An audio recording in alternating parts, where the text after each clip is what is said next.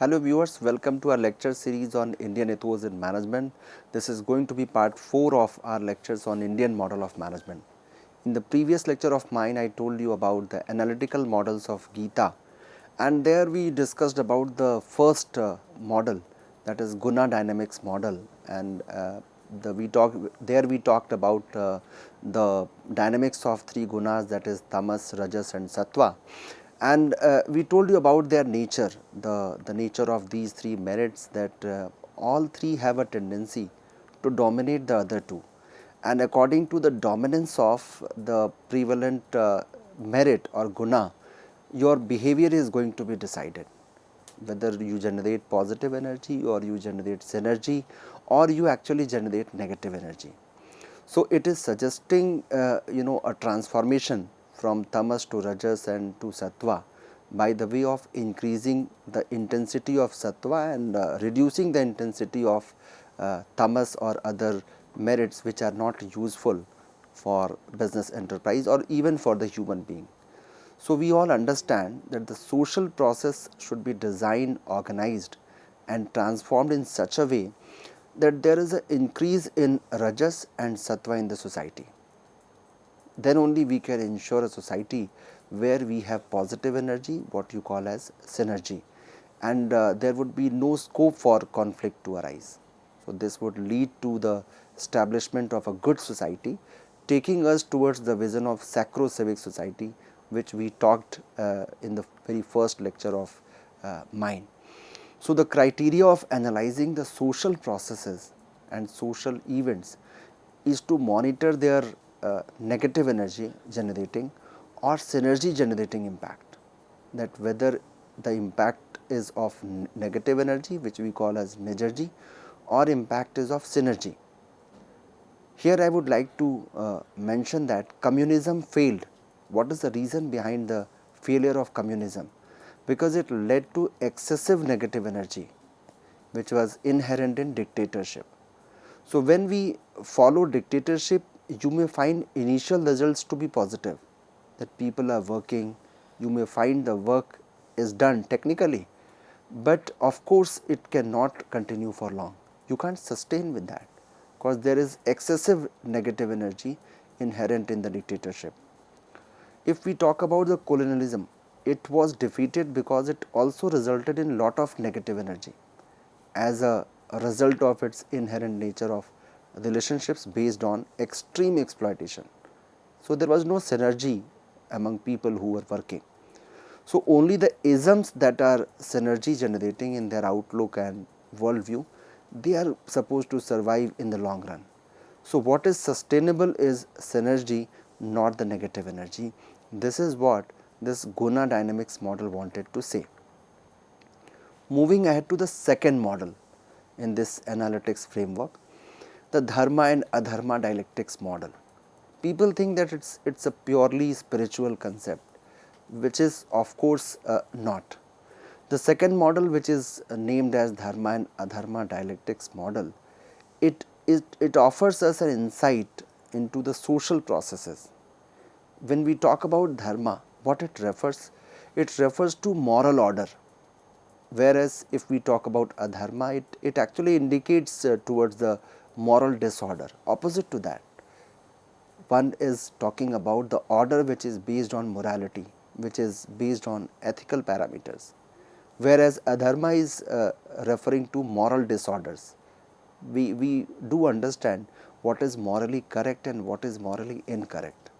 So, we understand, we can differentiate easily, and that is what is the basis of this model, which is called as dharma adharma dialectics model. We all understand, as this moral disorder increases, or what you call as adharma increases, what happens? The entire social system starts craving for a reduction of it, and they want that dharma need to be restored. When we find the tremendous increase in moral disorder in any society or even in a business enterprise, we start craving, struggling for a reduction of it and restoration of the counterpart of it, that is moral orders. So, it is only the darkness after which we start craving for light. When we are sitting in the dark night, we look forward to for sun to come, we look forward for day to come. So this moral order and disorder, they are actually struggling with each other. That is why we call it dialectic model. There is a dialogue which is going on into this, and this adharma leads to greater disorder and higher entropy, or what you call as negative energy, which is known as negergy, which is entirely opposite to synergy. So there is a struggle between the two. This is what this model says, and it says that for the requisite social order to be in place, what we need is the enlightened leadership.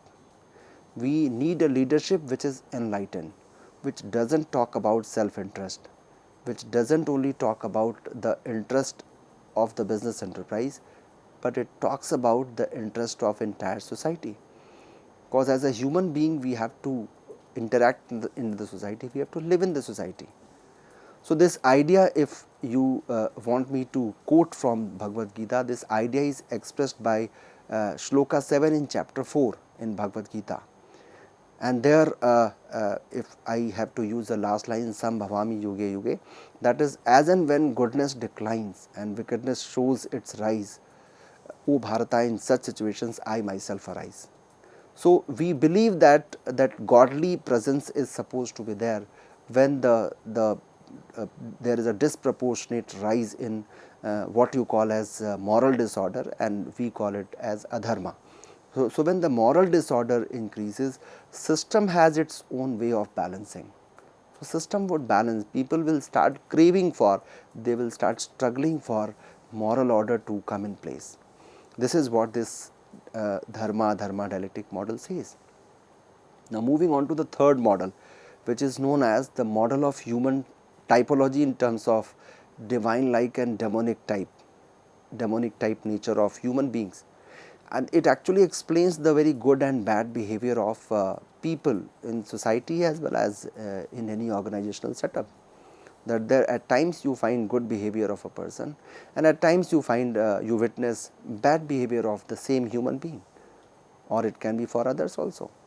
So if we look at the shloka 2nd and 3rd of chapter 16 of Bhagavad Gita, divine like human qualities, they include certain merits, certain qualities.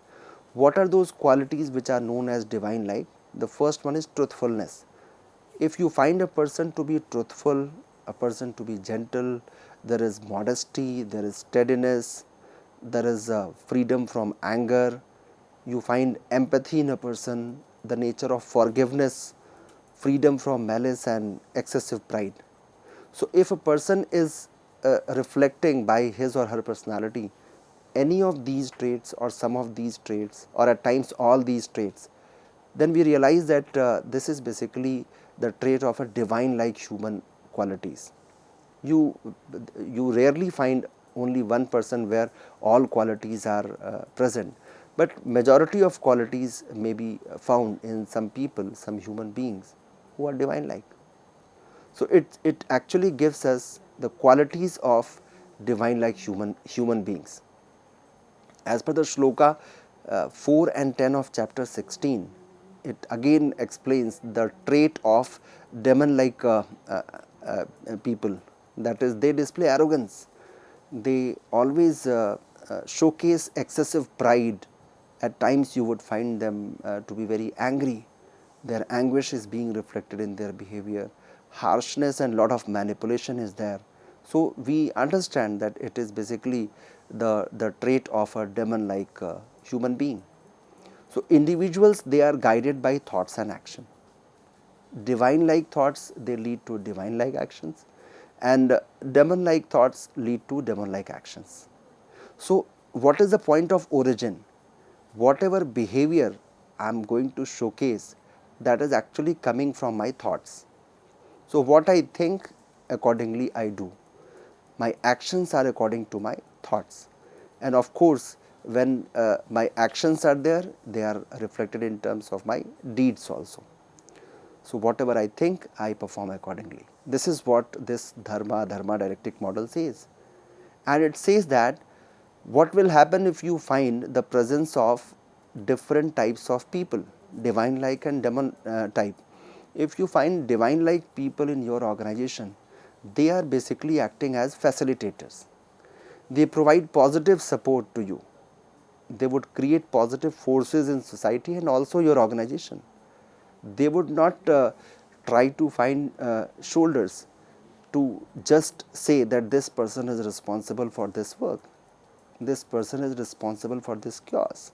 So, if you find a person to be of that nature where the person facilitates, provides positive support, it means the person is of divine like quality. In his thought, at least, the person is divine like, and accordingly it is being translated into their behavior. Demonic type people, you always find their presence also. They create obstacles, they act negatively, they always try to conspire in the organization, they create negative force in society as well as organizations. So, you always find some people who are always getting indulged into conspiring against others. They try to make others' tasks difficult. They don't want others to be successful. They don't want others to be happy, because it is originating from their thought process. And they feel very glad. They celebrate after creating obstacles for others. That is called demonic types. But they do realize, this model says that they do realize after certain time that they are doing wrong. So, this classification can also be viewed in terms of positive action and negative action types of individuals, or simply as positive and negative types. And this metaphors of selfish gene and decent gene can be considered correlates of demon like and divine like individuals. So, if you know that these are traits, accordingly you can predict the behavior of a human being. So, the three models, that is guna model dynamics, dharma dialectics, and the model of human beings in terms of divine and demonic nature, when we integrate them together, what we find, they actually offer us with many insights into the happenings around in our organization. We can actually find a deep insight into the behavior of people and the members of the society, members of the organization. So, accordingly you can predict and plan for the next course of action. You can take corrective steps. So, for the sacro civic society to become a reality, transition towards sattva is needed. That is something which is an established fact, that we need prominence of sattva, and this is facilitated by the dharma driven artha, that is material ends, and through the enlightened leadership of divine like persons. So, if we somehow try to inculcate the dharma driven artha concept into the people, and we find enlightened leadership of divine like persons, then of course we can make tremendous change into the way we are working in a business enterprise. So, if we talk about the key management ideas and concepts of Bhagavad Gita, there was very interesting elaboration of this term Gita as an acronym, where the author said Gita stands for grand integration of thought and action. Grand integration of thought and action. It was given by one of the author in 1999, and I found it very interesting that it is a grand integration of thought and action, and we can make good use of it. So, if I have to summarize the key management ideas from Gita, I would be quoting some of the significant ones, like we always suggest in business enterprise that treat pleasure and pain alike. When you are very much happy, when you achieved your goals, you should not be very much driven by that success and forget doing your work. So, we should have that nature of tendency of treating pleasure and pain alike, treating success and failures alike, which is being reflected in Shlok 38 of chapter 2, which says Sukh Dukhe Same Kritva, which means we have to treat pleasure and pain alike. If we have to, we always suggest our subordinates to continuously perform their activities, their work, which is called as Karmanyevadhikaraste, given in Shloka 47 of chapter 2. We always suggest that don't be attached to the fruits of action, don't be driven by the fruits of action only, don't do any work with the expectation of results only, positive results only. Do your karma, of course the result will come to you. So mafalesu kadachana, again shloka 47 of chapter 2. We always say that we should be fixed in yoga, we should perform our actions. So it is given in shloka 48 of chapter 2, yoga sakuru karmani, which means you should be fixed in yoga, you should perform your action. We talk about work done to perfection is yoga. If you are performing a duty in a perfect manner, if you are performing your duties in perfect manner, it means you are basically leading towards that the situation of yoga, which is very much said said in Bhagavad Gita in the name of yoga karmasu kaushalam. It is basically coming from shloka 50 of chapter 2. So what I am willing to explain here is that we are basically revisiting and reinterpreting the lessons provided in Bhagavad Gita and how it can be used in business enterprise. That is what is called as corporate Gita. So corporate Gita is not a new text, it is basically the outcome of revisiting and reinterpreting the same text. So it can be used. Action is superior to inaction. We always say, rather than sitting idle and saying that I am not lucky enough to achieve success, is not going to give me any success, is not going to give me any result. And that everyone understands that action is always superior to inaction. And it is very much said in the same Bhagavad Gita that karma jayo hya karmana, which means the inaction is not good, action is always good. We always say equilibrium is yoga, that you should always feel in equilibrium, feel that state of samatva. So samatvam yoga uchyate, that is always said. So these ideas are very much relevant even in today's context, that when you are performing your duties, you should talk about the lok sangra, you should talk about the welfare of society at large, because we are getting all the resources from society, we are processing them and again offering to society. So while performing your actions, keep in mind the protection of people. You should recognize the role of mutuality and interdependence. You should achieve perfection through action. So what I am willing to put in front of you here is that those ideas, key management ideas from Gita, are still relevant for not only management but administration and leadership. So you should always try to perform your duties according to the requirement of the business enterprise, and while performing your duties, always keep in mind what will be the impact of this act on others. So we should take care of people's welfare. So these management concept and ideas, they have a very wider scope here. When we look at this Indian model of management, its scope is very wide, and it starts from nature of mind and analysis of mind to nature of humans, divine like, demonic type. Some of them we have explained here, and some will be explaining in the next lecture of mind.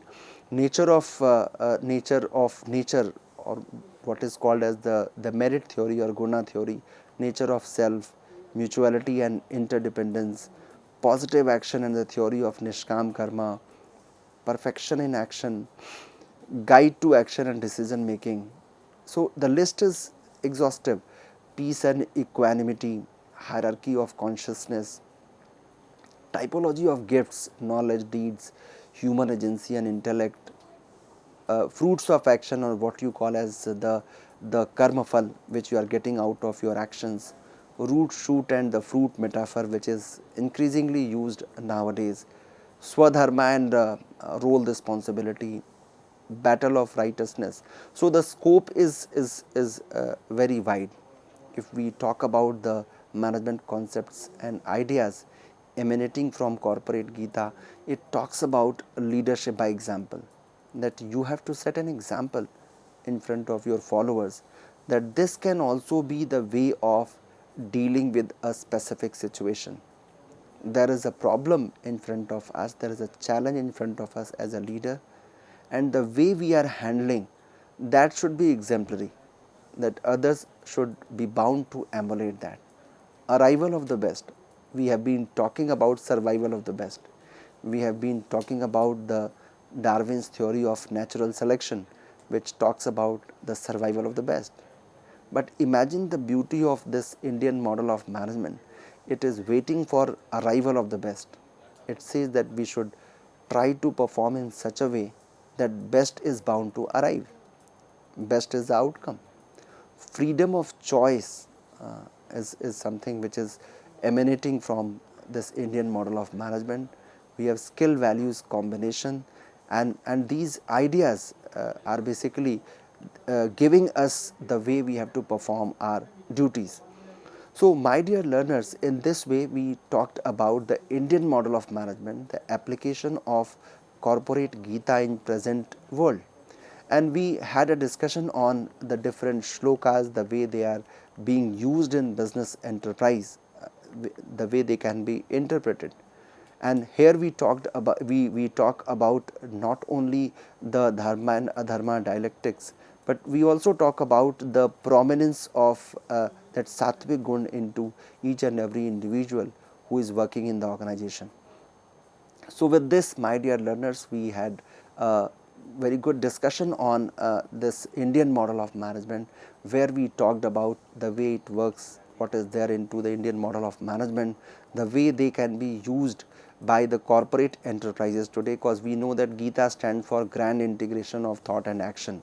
And these three models, they are very much important for any business enterprise, regardless of the technical advancement you have, regardless of the area in which you are working. These three important models, they are basically very much significant for present day challenges which we are witnessing in today's world. Because some people think that those shlokas, those ideas or lessons given in Bhagavad Gita, they are basically for a person who is retired, the person who has completed his journey of life, and it is basically for called as a retirement plan. But honestly speaking, when we go through these models, we do understand that to what extent they are being useful for business enterprises. Not only business enterprises, but even in society we can make a good use of these theories. So, the models which are basically forming the analytical framework of corporate Gita, understanding them is very much important.